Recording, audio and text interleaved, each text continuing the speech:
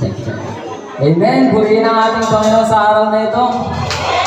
God is good. All the time. And all the time. God is good. Amen. Sa pagpalang araw sa inyong lahat, ay kalog sa ating Panginoon. Ating batiin ang ating mga kagabi, ang ating true love thumb, 2 thumbs up. Charito. Yeah, you are Charito. Excited na ba kayo? Excited na ba kayo? So yun, tayo sumigaw, pumalakpak at sumayaw sa ating pagpuri. Muli tayo pagpuri sa ating Panginoon. Amen.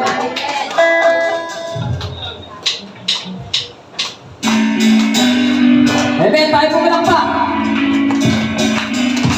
Let's turn this church up.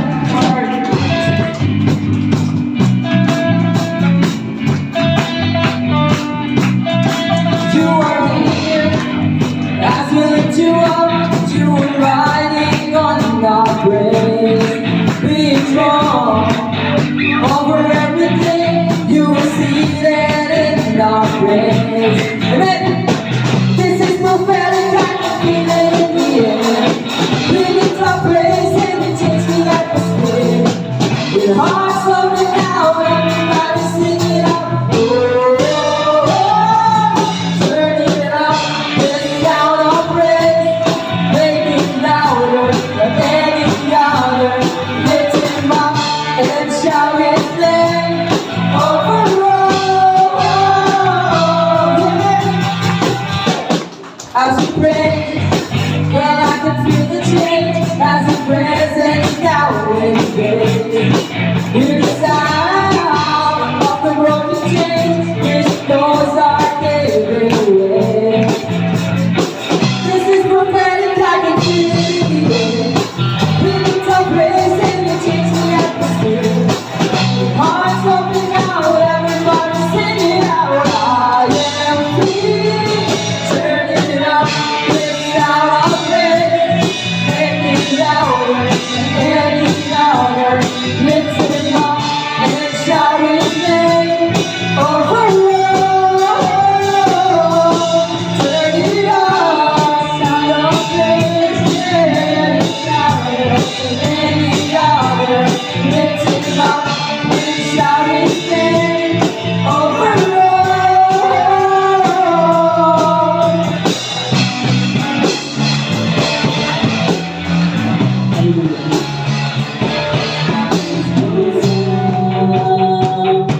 Your name comes down, our praise goes out. Your name comes down. Amen, sabay-sabay tayo. Tuloy natin ang ating Panginoon. Your name comes down, our praise goes out. Your name comes down, our praise goes out. Your name comes down, our praise goes out.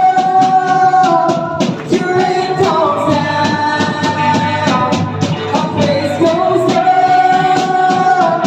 Your name comes down, our praise goes out. Your name comes down. Shout of praise and celebrate. King of glory, enter reign. You are riding on our praise. Oh Lord,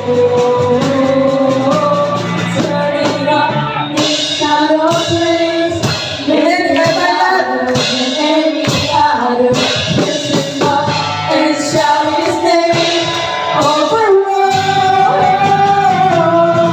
Turn it up, shout of praise. Make it louder, louder. Lift him up and shout his name over all. Turn it up, shout of praise. Make it louder than any other. Lift him up and shout his name over all.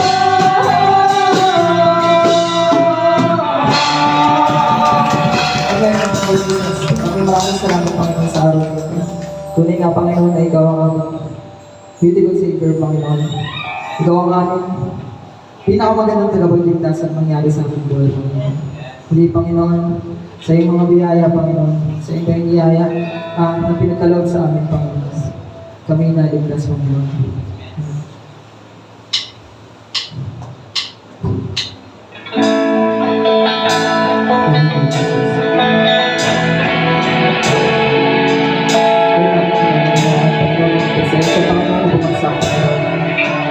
Bumaba pa sa bawat isa, Panginoon.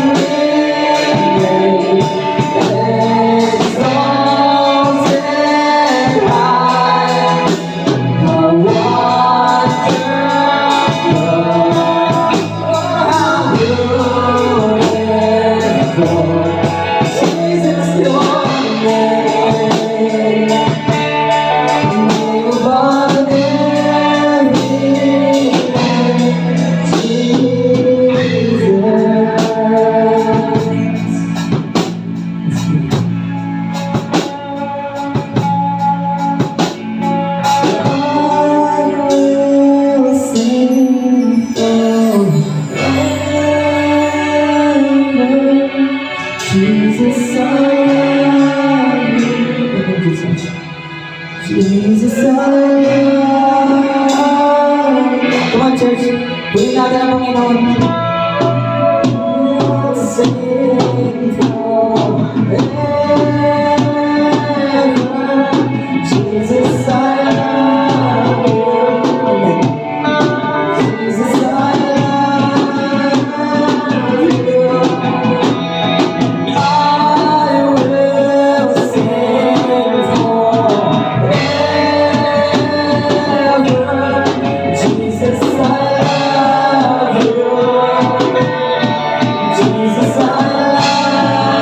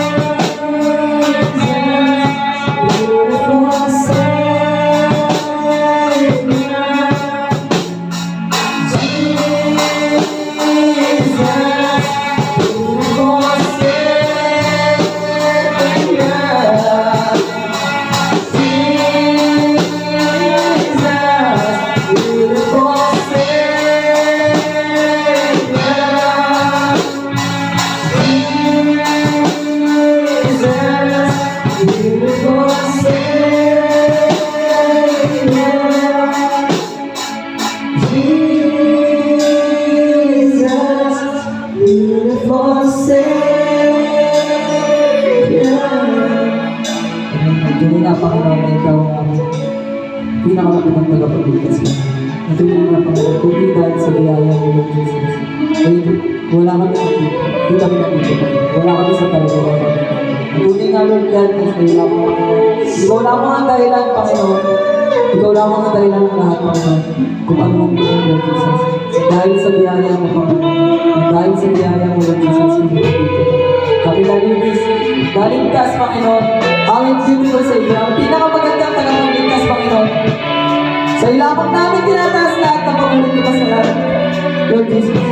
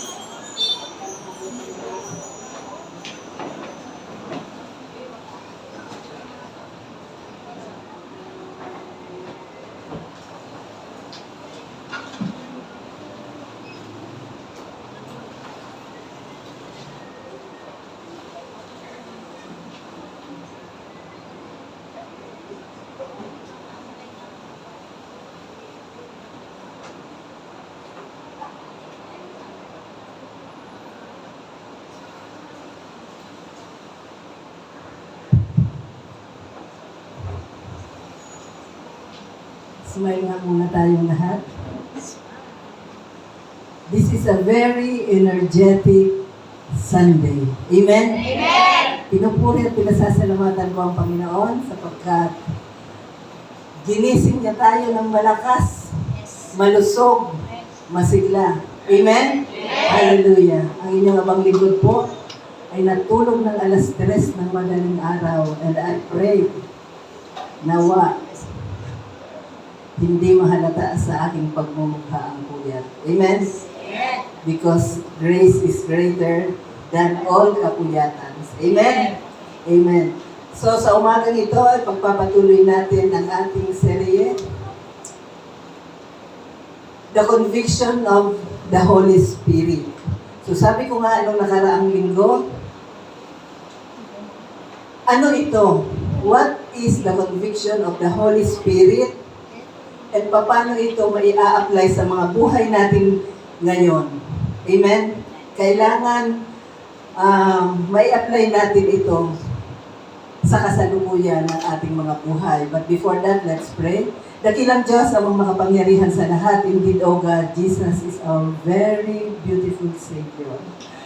Maraming salamat, Panginoon, sa iyong tinapos na gawa sa krus ng Kalbaryo. Maraming salamat, Ama, sapagkat bumaba si Kristo dahil sa iyong dakila at sukdulang pag-ibig sa amin. Maraming salamat, Banal na Espiritu, sapagkat hindi namin mauunawaan ang mga hiwagang ito unless na ito ay ituro mo sa amin. And thank you for the revelation. Thank you sa katotohanan na kami ay mga anak mo.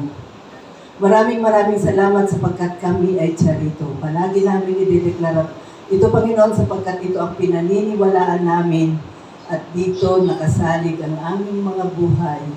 Walang iba kundi sa tinapos na gawa ng aming Panginoong Jesus. Lord, thank you for this day. Maraming salamat, Panginoon, because you inhabit the praises of your people. Maraming salamat, Ama, pinagkakatiwala namin ang gawain namin sa umagang ito sa iyo lamang sapagkat ang pinakamataas na papuri ay tanging sa iyo lamang, Panginoong Jesus. In Jesus' name we pray. Amen, amen, and amen. Ayan. So sabi ko nga, ipagpapatuloy natin ito, pero kaunting review lamang po. Sabi ko, Ano ba itong conviction of the Holy Spirit?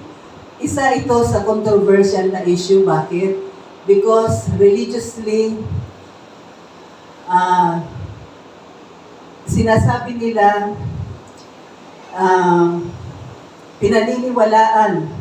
pinaniniwalaan ng marami na pag ang isang Kristiyano ay nagkasala, kinoconvict siya ng Holy Spirit.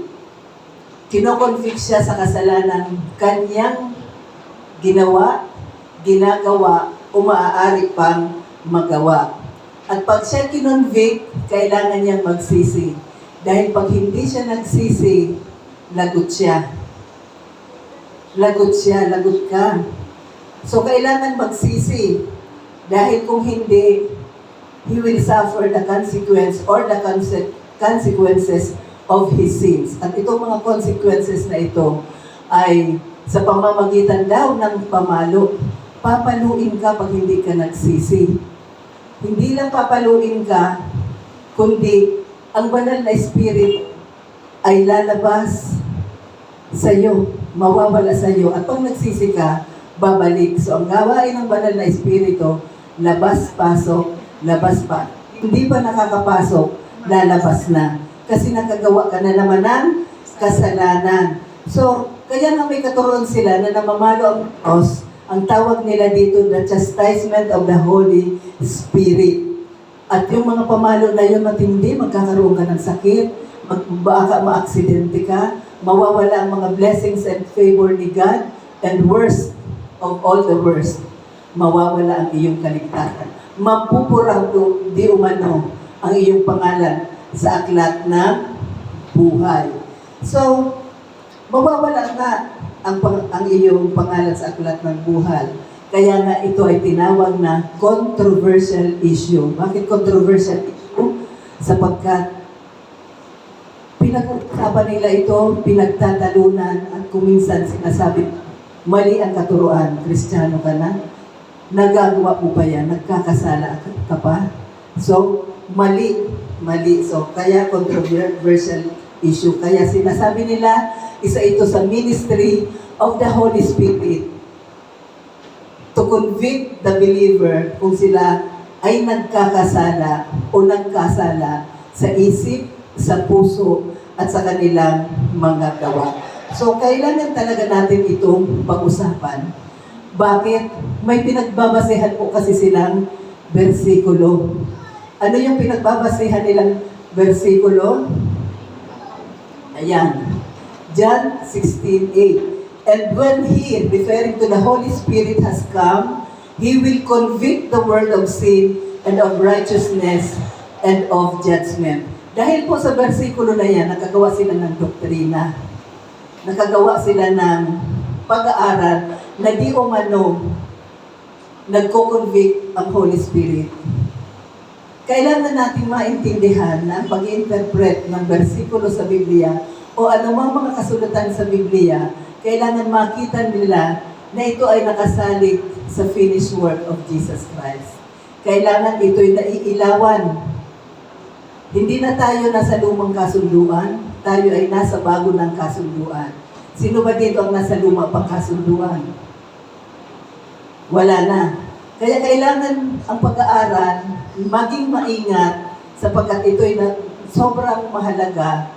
Kailangan palagi, we should always interpret the text according to its context. At ito ay nakabase sa tinapos na gawa ni Kristo sa krus ng Kalbaryo. At kailangan natin itong maintindihan na tayo ay nasa bago ng kasunduan, wala na tayo sa lumang kasunduan. Amen? Hindi tayo apektado nito sapagkat tayo yung mga hintil. Ano lang ang meron tayo? Biyaya. Biyaya. So, ang word na convict, wala ba dyan?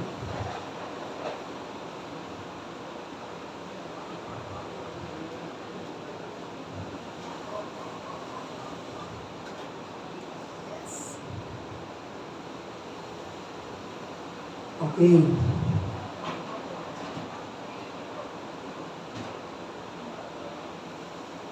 Ang convict po, ipapakita ko sa inyo, base sa versikulo na to, Romans 2:15, na hindi po gawain ng Holy Spirit ang mag-convict sa isang Kristiyano. Saan po ito? Basahin po natin ang Romans 2:15. Pakibasa nga po ng malakas. Their conscience also bearing witness between themselves and the thoughts according or accusing them. So, who show the work of the law. Sino po ang may gawa? Hindi po Holy Spirit. Anong sabi dyan? Their conscience. So, lahat ng tao may konsensya. Hindi po ang Holy Spirit na nagko-convict. Ang konsensya po. Also, bearing witness and between themselves, their thoughts accusing and or else excusing them. Gawain po ng ating konsensya. Ikaw ay ina-accuse pag mali ang iyong ginagawa, at ikaw naman ay ini-excuse kapag tama ang iyong ginagawa. Minsan, pag mali ang iyong ginagawa, ginagawan mo pa, binibigyan mo pa ng dahilan na tama ang iyong ginawa, na sa totoo ay mali. Ang problema ng konsensya, minsan kasi ito'y namanhid na. Bakit namanhid? Sapagkat ang konsensya mo umuusig sa iyo pero binabaliwala mo. Paulit-ulit, mali ang ginawa mo, hindi ka nakikinig sa konsensya mo, paulit-ulit hanggang namanhid na ang iyong konsensya. Kaya ang sabi ng iba, wala ka bang konsensya? Bakit? Wala ka ng pakiramdam. Kasi yung tama, hindi mo na ma-identify sa mali. Minsan yung maling ginagawa mo, okay lang. Kasi nga, namanhid na paulit-ulit. Hindi mo kailangan ng Holy Spirit para malaman mo na ang pagsisinungaling ay mali, para malaman mo na ang pagchichismis ay mali. Hindi mo kailangan ng Holy Spirit para ang mga bagay na ginagawa mo ay mali. Dahil alam mong mali yan. Ang problema nga lang, namanhid na ang iyong konsensya. Hindi mo na pinakikinggan. Kaya ang sabi ng konsensya sa iyo, may konsensya ka ba? Wala na. Manhid na. Amen? Hindi mo kailangan ang Holy Spirit para sabihin sa iyo, mali itong ginagawa mo. Chinichismis mo ang kapitbahay mo, ginagawaan mo ng kwento ang kapitbahay mo, inuutangan mo ang kapitbahay mo, hindi ka nagbabayad. Sasabihin ba yan ng Holy Spirit sa iyo? Hindi po. Hindi yan sasabihin ng Holy Spirit sa iyo. Ganyan sa konsensya mo. Iyan yung batas na sinulat sa ating mga puso. Ang tawag dyan, konsensya. Sabihin mo sa katabi mo, may konsensya ka ba? Iyon yung kaisipan na nag-aakusa sa iyo. Pag mali ang ginagawa mo, kukonsensyahin ka o yung mali ang ginagawa mo. At pag tama naman ang ginagawa mo, huwag sasabihin sa iyo ng konsensya, huwag kang mag-alala, tama yung ginagawa mo. Pero kadalasan, hindi natin pinakikinggan. Kaya namamanhid na lang. Kaya sige lang, paulit-ulit na ginagawa. Ang salita pong convict ay galing sa Greek word na elegko. Ang ibig sabihin, to confute, to convince, or to give caution. Base sa versikulong ating binasa, when the Holy Spirit has come, He will convict you. He will convict you of three things. Ano yung tatlo na yon? Of sin, of righteousness, and of judgment. Pero yan po, sabi ko nga, kailangan natin pag-aralan base sa konteksto. Yan pong versikulong John 16:8, meron po yan mga konteksto. Verses 9 verses 10, verses 11. So, basahin lang po natin, dahil review lang po ito, babasahin natin. Of sin, sa verse 8, He will convict the believer of sin. Tell me why? Because they do not believe in me. Dahil hindi sila naniniwala sa akin. Verse 10, of righteousness, because I go to my Father and you see me no more. Verse 11, of judgment, because the ruler of this world is judged. So, last week, pinag-aralan natin yung unang punto. Number 1, the conviction of the Holy Spirit. Number 1, pakibasa po, to confute the unbeliever of the fault of rejecting Christ. So, nagsimula po sa of sin. Of sin. Bakit? Nire-refer po dyan ang mga unbeliever. Of sin. Bakit singular? Hindi sinabing of sins. Kasi tumutukoy ito sa iisang kasalanan lamang na pag nagawa ng isang tao, kino-confute. Ano po ba ang ibig sabihin ng to confute? Ibig sabihin po ng to confute is to show the fault. Ipakita sa iyo ang iyong kamalian. Mali po ba natanggihan si Kristo bilang Panginoon at tagapagligtas? Yes, mali. Pag tinanggihan mo si Jesus, game over ka. Pagkatapos mo sa buhay na ito, wala kang ibang pupuntahan kundi ang nagbabagang ampun. Bakit? Jesus is the only way, the truth, and the life. May mga tao, tinatanggihan si Kristo kasi hindi nila alam. Pwede bang tanggihan mo kasi hindi mo alam? Pero mali. Amen? Tanggihan mo, hindi mo alam. Pero mali. Amen? Tama ba? Natanggapin mo si Kristo bilang Panginoon at tagapagligtas? Yes. That is the best decision you can do in your life. Wala nang iba. Marami kang desisyon na pwedeng gawin, pero the best decision at nag-iisang desisyon na pwede mong gawin para makatawid ka sa buhay na ito hanggang sa buhay na walang hanggan, walang ibang daan, kundi si Kristo lamang. Amen? Amen. So, balikan natin. Pagkatapos ng John 16:8, and when He comes, referring to the Holy Spirit, He will convict the world. Ibig sabihin ng the world, buong mundo. Cosmos. Buong mundo, lahat ng tao of sin. Referring to only one sin. And verse 9, itinuloy, of sin. Singular? Yes, singular. Because they do not believe in me. So, sino ang pinagtutungkulan na hindi naniniwala kay Jesus? Remember, si Jesus po ang nagsasalita dito. They do not believe in me. So, sino yung mga hindi naniniwala kay Kristo? The unbelievers.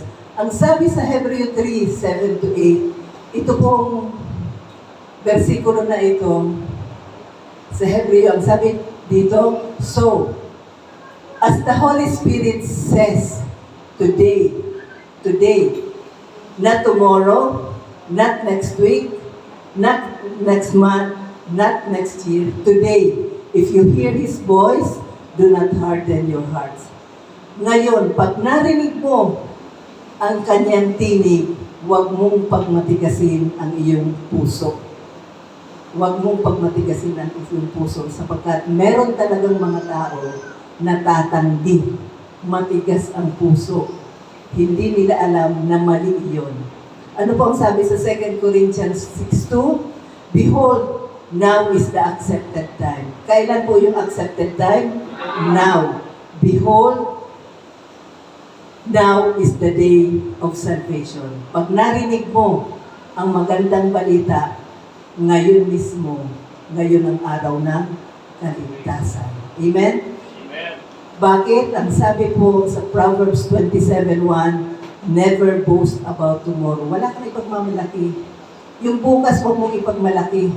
Malakas ka ngayon, baka bigla, bukas, mahina ka na. Walang warning. Walang warning yan. Bigla. Never boast about tomorrow. Kaya, huwag kang malaki. Huwag mong ipangalandakan ang bukas, buhay ka pa, umayaman ka pa. Hindi.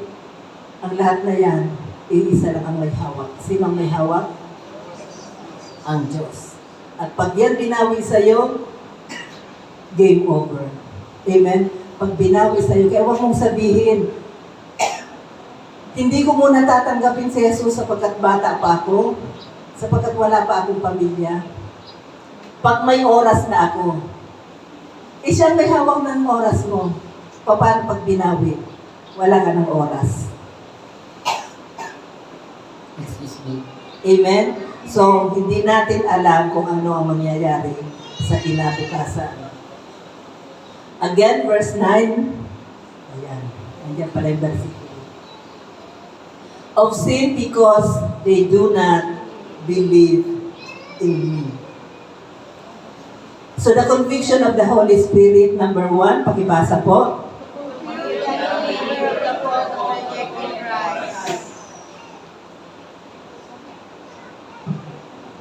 To confute or to show the fault of the unbeliever of rejecting Christ.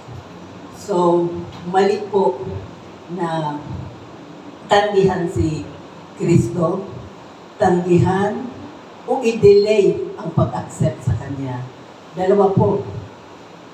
The Holy Spirit is confuting you of your rejection of Christ or your delaying in accepting Jesus Christ. Because hawak niya ang ating mga buhay. Hawak niya ang ating mga bukas. Amen po ba? So, dito na tayo magsisimula. Number 2, to convince the believer of his righteousness even if he sins. Kumbinsihin ang isang mananampalataya ng kanyang katwiran kahit siya nagkasala. Amen? Matigas na karne ito. Matigas na karne ito. Amen? Ang katuruan po ng katwiran ay matigas na karne. Ang tinutukoy po na righteousness, this refers to your right standing. Right standing with God. Yung tamang katatayuan mo sa harap ng Diyos, hindi nagbabago kahit pa minsan ikaw ay nagkakasala. Amen? Matigas na karne po yan. The meat of the teaching about righteousness is hard as a home. Matigas. Pero kailangan nating nguyain. Yung mga baby pa sa pananampalataya, hindi yan kaya nguyain. Kaya nga sabi ni Apostol Pablo, habang bata, okay lang, nagatas ang iniinom mo. Pero pa habang lumalaki ka, kailangan matuto ka ng kumain ng solid food. Ganon din ang katuroan ng katwiran. You remain righteous even at times you commit sin. So, ang tindi ng aral na ito, sobrang tigas. Ano pat nababali ang ngipin, nababasag ang bagang at dumudugo ang gilagid ng mga nakakarinig nito. Ito ay bumabara sa kanilang lalamunan at sila'y nabubulunan. Referring to the mixtures. Amen? Sa punto na ito'y binansagan pa nga nila na mali ang katuroan. Mali daw ang intindi natin tungkol sa katuroan ng katwiran. Tandaan, dahil hindi makagat at manguya ang isang katuroan, ito ay mali. Saan po ang problema? Ang problema po ay hindi sa katuroan, kundi ang iyong kakayanan na ito'y iyong unawain. Hindi po ang pagkain ng problema, hindi ang salita ng Diyos ang problema, kundi ang iyong ngipin. Kasi hindi mo kayang kagatin, hindi mo kayang munyain. Siguro kasi dati sa mga churches natin na baby tayo, puros lang elementary teachings ang naririnig. Pero ito pong katuruan ng katwiran, matigas na karne. Kaya nga controversial to eh. Controversial, ayan na. Ang mga Kristiyano, magtakin mo, nagkasala na. Ligtas pa rin. Na-encounter nyo yan. Ligtas pa rin. Tandaan po natin, trabaho ng Holy Spirit, kumbinsihin. To convince the believer. Trabaho ng Holy Spirit, kumbinsihin ang Kristiyano na matuwid pa rin siya kahit nagkasala na siya. So, muli, pag naririnig po yan ng iba, tumataas ang kanilang kilay. Nagsasalubong ang kilay. At ang sabi nga ni Bishop, ang iba ay nag-ahit na ng kilay. Amen? Mantak mo, nagkasala ka na, sasabihin pa ng Holy Spirit sa iyo, matuwid ka ba? Hindi kaya kinukonsente ng Holy Spirit ang iyong nagawang kasalanan? Yun ang akala nila. Pero hindi ko yun ang akala mo, yun ang totoo. Pag-akala, madalas, mali. Amen. Madalas, mali. Mahalaga na maisip mo na matuwid ka pa rin sa harap ng Diyos sapagkat if you think what you are, ikaw nga yun. If you think you are righteous, then you will do what is right.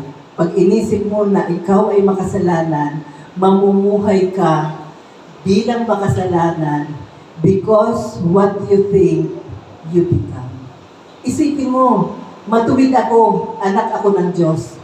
Dahil ba iniisip mo na matuwid ka? Pwede mo, kaya mong paglabanan gumawa ng mali? Nahirapan kayong mag-intindi.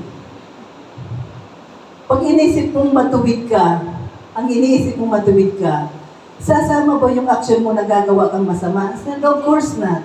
Hindi kasi matuwid ka. Tandaan natin that the mind is the faculty of the soul. The mind, anakaino, renewing of the mind. And it is the mind that dictates the emotion and the action. Yung isip mo ang nagdidikta ng iyong emosyon at ang iyong action. That is why the Holy Spirit will convince you through the faculty of the soul, our mind, that you are still righteous so that you will begin to think that you are righteous. Then you will begin to think that you are righteous, you will feel righteous, act right, and act righteous. So tingnan natin ang versikulo, verse 10. Of righteousness, bakit of righteousness? Kanina, of sin. Sino po nire-refer ng sin? The unbelievers. Kaya naka-address yung unang conviction of sin, singular, kasi of sin, isang kasalanan lang na pag ginawa mo, i-confute ka ng Holy Spirit. And this refers to the unbelievers. And number 2, of righteousness. Of righteousness. This refers to the believers. Bakit? Wala pong righteousness ang unbelievers. Bakit? Because I go to my Father and you see me no more. So righteousness refers to the believers. Amen? Believer ka ba? Yes. So nakita nyo from verse 9 for unbelievers, verse 10 for the believers. So hindi natin kailangan ang Holy Spirit na sabihin sa iyo ang iyong mga kasalanan. Amen?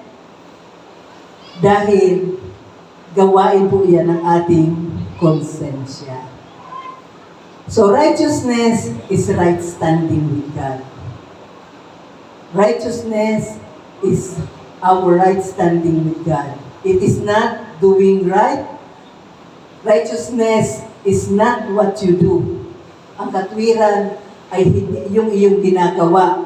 So the Bible calls it the gift of righteousness. Ang katwiran po ay regalo ng Diyos. Amen? We did not earn it. We did not merit it.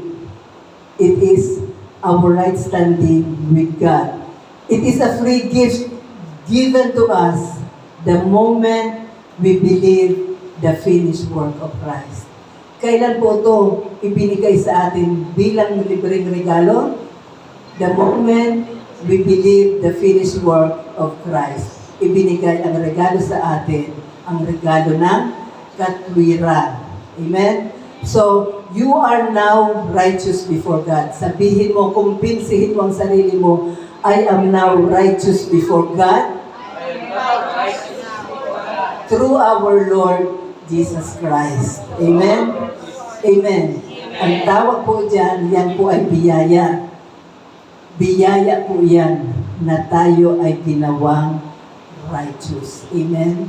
So, naniniwala ako na alam nyo what is righteousness biblically. Bakit? It will bless you to know that you are made holy before God through the finished work of Jesus Christ. Amen? So wala nang ibang rason eh. Nakuha mo ang gift of righteousness through the finished work of Christ. The moment you believe the sacrifice of Jesus Christ on the cross. Ano po ang sabi sa 1 Corinthians 1:30? Jesus is our righteousness. Ano po ang sabi sa 2 Corinthians 5:21? He who knew no sin became sin so that we might become the righteousness of God in Christ Jesus.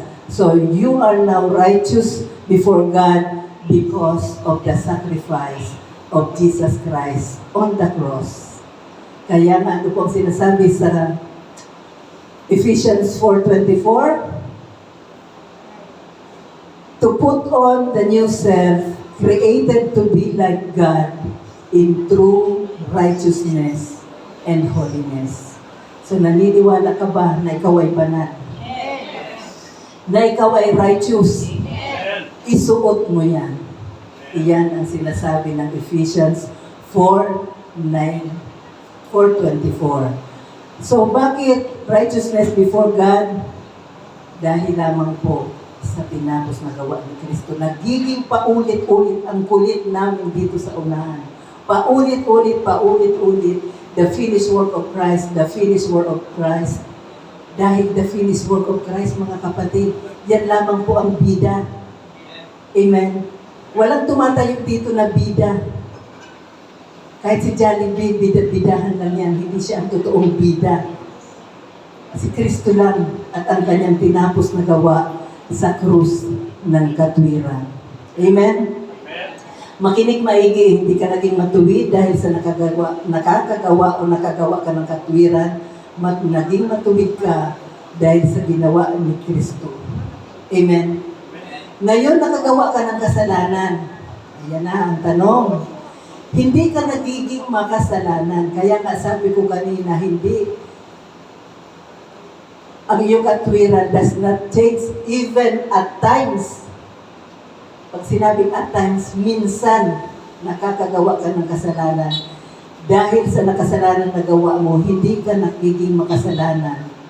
Amen? Kasi hindi ka naman naging matuwid dahil sa matuwid na nagawa mo. Amen? Dahil puro matuwid ang gawa mo, matuwid ka na? No. Ang sabi nga, kung wala ka pa kay Kristo, lahat ng kabutihan ginagawa mo ay maruming basahan lamang. Amen? Amen. Wala ka namang nagawang matuwid. Naging matuwid ka na dahil sa ginawa ni Kristo sa krus ng Kalbaryo. Can you say amen? Amen. Palakpakan po natin ang ating Panginoon. Amen. gawain ng banal na espiritu, ipaalala sa iyo. Mga kapatid, pinapaalalahanan ka ng banal na espiritu na matuwid ka pa rin dahil sa ginawa ni Jesus sa krus ng Kalbaryo, na dahilan ng pagiging matuwid mo. So, ibig bang sabihin, kinukonsinti ng Holy Spirit na magkasala ka ng magkasala ka? Paulit-ulit-ulit? No. Pero kailangan mong isipin, mas malakas ang katwiran kesa sa kasalanan. Amen. Mas malakas ang katwiran kesa sa kamalian. Naintindihan po natin yan? We are not in any way condoning sin. Hindi tayo na kukonsinti. Hindi tayo nagko-condemn at the same time, hindi tayo nagkukonsinti ng kasalanan. Pero kailangan natin isipin, maintindihan that grace is greater than sin. Amen? Ang sabi sa Biblia, where sin abounds, the grace of God abounds even more. Amen? So tingnan niyo muli ang versikulo. Of righteousness, bakit? Because I go to my Father and you see me no more. Muli, of righteousness, because elect ko. Elect ko.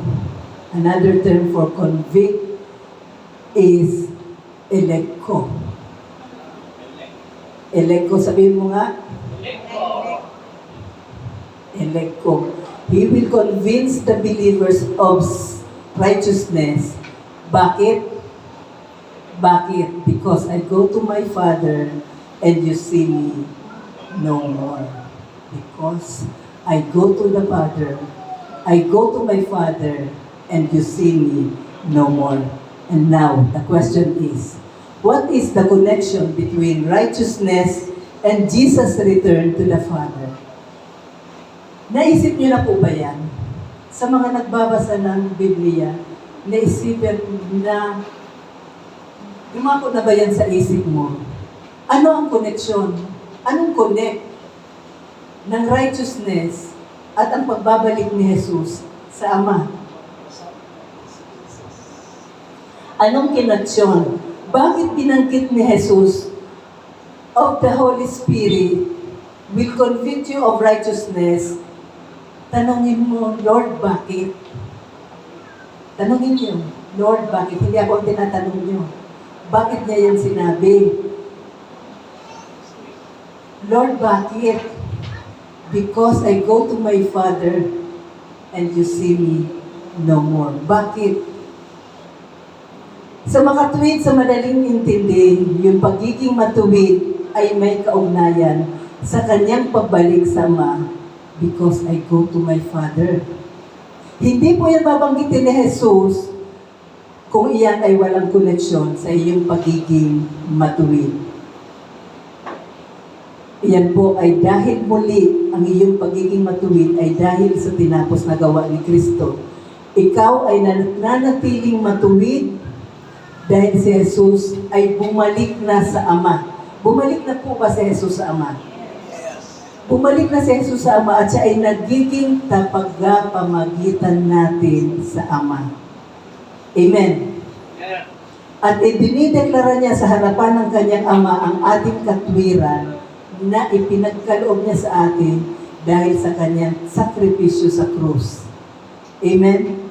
So,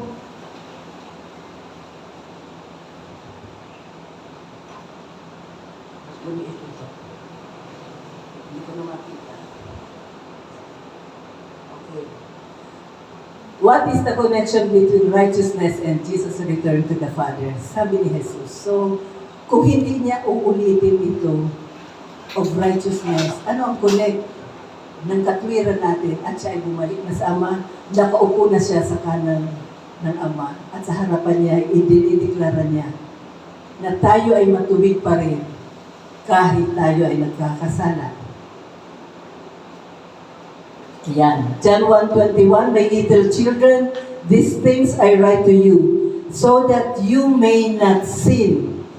And if anyone sins, we have an advocate, the Greek word parakletos, with the Father, Jesus Christ, the righteous. So ngayon naintindihan na natin, kaya pala siya bumalik doon sa Ama, umupo siya sa tabi ng Ama sapagkat siya ang ating abogado. Siya ang ating advocate. Ang ibig sabihin ng advocate, ang Greek word, ay parakletos, the one who speaks to the Father in your defense.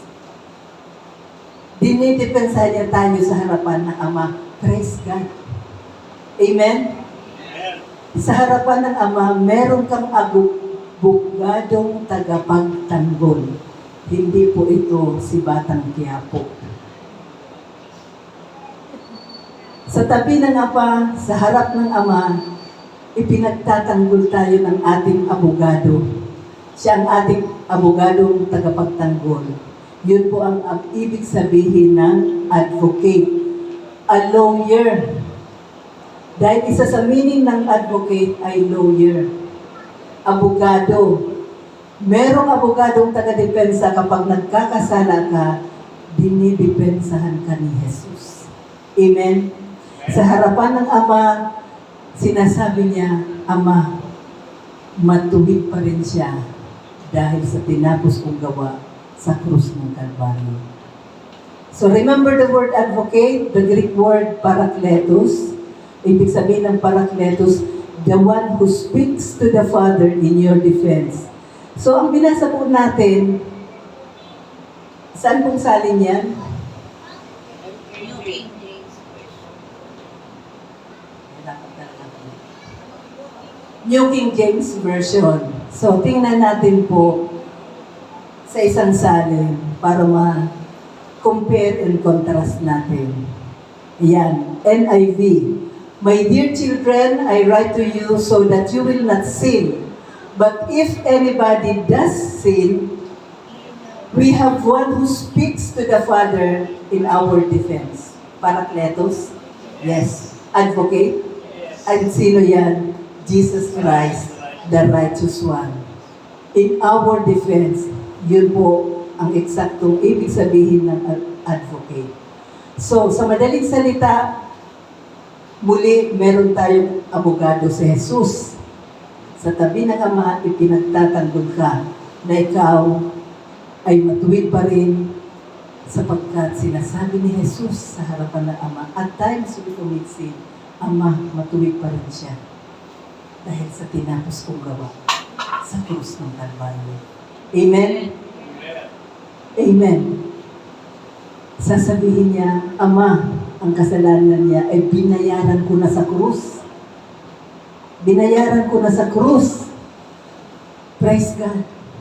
Lahat ng ating kasalanan ay binayaran na ni Jesus doon sa krus. Amen? Amen. Ganyan po kaganda ang finished work.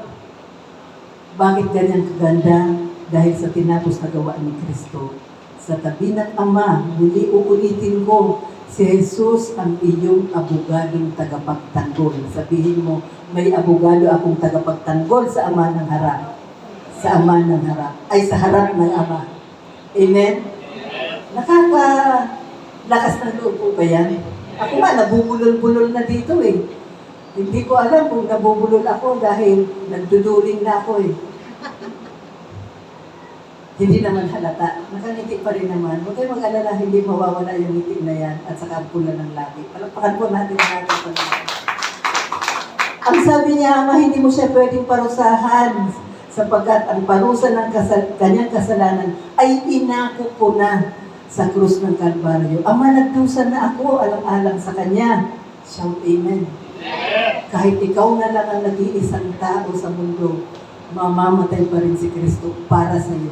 Ganyan kakamahal ng Diyos. Amen! Amen.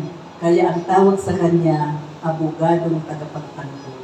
So makinig, alam niyo po ba na ang tawag kay Jesus ay advocate? Parakletos. Natatandaan niyo po ba na nabanggit din namin dito sa unahan na isa sa mga title ng Holy Spirit ay Advocate, Parakletos. Amen? Abogado. So, dalawang abogado mo. May abogado ka sa taas, may abogado ka sa loob. Paano matatalo ang kaso mo? Ang dalawang pinakamagaling na abogado sa buong mundo ay nasa iyo. Hallelujah. Amen. Paano matatalo ang kaso mo? There's no way na matalo ka sapagkat dalawang abogado nasa iyo. Amen? John 14:16, and I will ask the Father, and He will give you another counselor to be with you forever. Amen? Itong abogado na ito, hindi ka iiwan kahit kailan. Amen? Maganda po ba yung pakinggan? Hindi ka lamang ipinagtatanggol sa harapan ng Ama, kundi hindi ka rin niya iiwan. Kahit kailan. Forever eh. Ibig sabihin ng parakletos, para, galing sa salitang ugat na para, ibig sabihin alongside or beside. Kaya nga pag sumakay ka ng jeep, pag nandoon ka na, sasabihin mo, para, saan ka ba ihihintok? Sa gitna? Sa gilid. Beside. Kletos, ibig sabihin to call. Put that together, someone beside you, you can always call. Pwede mong tawagan. Pag tinawagan mo, sumasagot. Isang tawag lang, sasagot na. Hindi tulad ng kaibigan mo. Cannot be reached. Cannot be found. Nag-PM ka, siningsol ka lang. Kaya sabi mo na lang, napakasakit, Kuya Eddie. Amen? Pero hindi po ang banal na espiritu laging handang saklon o sa panahon ng iyong pangangailangan. Amen? So, ipapakita ko sa inyo ang isang version, masusurpresa ka. Napakaganda. Isang version. Sa NLT, ang sabi dyan, and I will ask the Father, and He will give you another advocate. So, obvious ba? Kasi, meron pang isang advocate. At pag sinabing another, may isa pa. Pag sinabing another, isa o dalawa. I will give you another. May nauna na. So, ibig sabihin ba, isa o dalawa? Dalawa. Kasi, another. Pag sinabi ba, another piece of cake. Nakailan ka ng piece ng cake? Dalawa. So, dalawa. Naunang advocate si Jesus. The first advocate, 1 John 2:1. And John 14:6, the Holy Spirit. John 14:16, the Holy Spirit is another advocate. So the word another, from the Greek word, ano nga po sa Greek word ang another? Alos.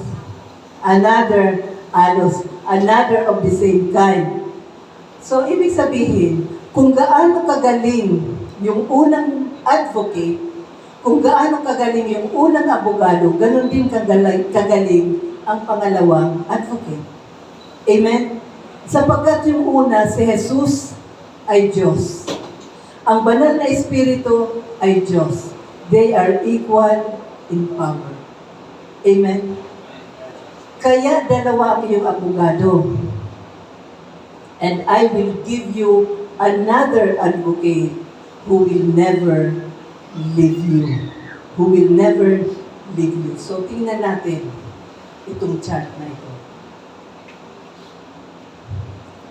The Lord Jesus is our advocate in heaven, speaking to the Father in our defense. 1 John 2:1. The Holy Spirit is our advocate on earth, speaking to your defense against condemnation from your conscience and from the devil. John 16:10. Dalawang abogado, ang isang abogado ay nasa langit, nagsasalita sa Ama para sa iyong depensa. Nauna ng abogado si Kristo sa harap ng Ama, dinidepensa niya tayo. Ang pangalawang advocate ay nandito sa lupa. In fact, nasa loob ng ating born again spirit. Tama po ba? Nagsasalita sa iyong depensa laban sa konsensyang umuusig sa iyo at sa bulong ng dyablo laban sa iyo. Yan ang trabaho ng Holy Spirit. So, napakahalaga na maintindihan natin that when you sin, the Holy Spirit convinces you that you are still righteous because of the finished work of Christ. This is not to condone sin, muli, hindi para konsente ng kasalanan, but this is to honor grace. Para parangalan ang biyaya ng Diyos. Parangalan ang tinapos na gawa ni Kristo sa krus ng Kalbaryo because grace is greater than sin. Amen? Romans 5:20, where sin abounds, the grace of God abounds even more because we believe that grace is greater than sin. Amen? Amen. John 16:10 again. Of righteousness because I go to my Father and you see me no more. So again, what is the connection between righteousness and Jesus' return to the Father? So may connection. Amen? Malaki ba ang connection? Yes. Amen. The Lord Jesus became our heavenly advocate. The Holy Spirit was sent to become our earthly advocate. Hindi po bababa ang banal na Espiritu kung hindi aakyat ang Panginoong Jesus sa langit. Amen. Ang sabi niya, I will go to my Father, you will see me no more. But don't worry. Huwag kang mag-alala. Aakyat ako sa langit at hindi niyo na ako makikita. But don't you worry. I will be your advocate before the Father. And when I go to my Father, the Holy Spirit will be sent down to you, and the Holy Spirit will be your advocate on earth to always remind you, para palaging ipaalala sa atin that you are forever righteous before God because of the finished work of Christ on the cross. Shout amen. Amen. Amen. Amen. So, naniniwala ako, hindi matatalo ang sino man sa atin sa anumang kaso. Bakit? If you have the two best lawyers in the whole universe, walang katalo-talo ang kaso mo. Amen?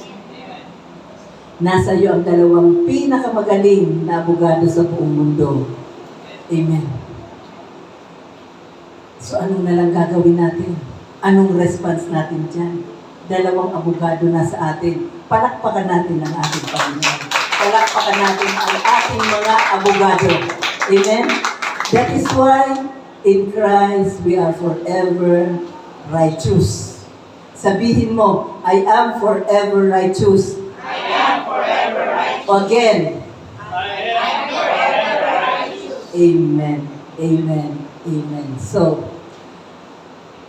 the confusion of the Holy Spirit, number 1, to confute the unbeliever of the fault of rejecting Jesus Christ. Number 2, to convince the believers of His righteousness even if He sins. Hindi po kinukonsente ang kasalanan muli, dinadaig lang ang kasalanan ng biyaya kasi mas malakas ang biyaya kesa sa kasalanan. Can you say amen? Amen. Amen. So, The conviction of the Holy Spirit, number 1, to confute the unbeliever of the fault of rejecting Christ. Number 2, to convince the believer of his righteousness, even if he sins. Dadagdagan ko, at times. Kasi ang believer, hindi yan, pag believer na yan, hindi na yan magtatampisang sa puto. Amen? Hindi na yan babalik. Hindi siya aso. Amen? Na kinakain ang suka. Pag believer na yan, at times nakakagawa na yan ang kasalanan, pero hindi na yan magtatampi sa ulit. Because grace is greater than sin. Number 3, next week. Amen? Amen. Parapakan natin ang ating Panginoon. And for the meantime, our big idea, in Christ I am forever righteous and victorious. Muli, ano nga po ang ating big idea? In Christ I am always righteous and victorious. Tayo po'y manalangin. Dakilang Diyos, maraming salamat po sa katotohanan that we are forever righteous.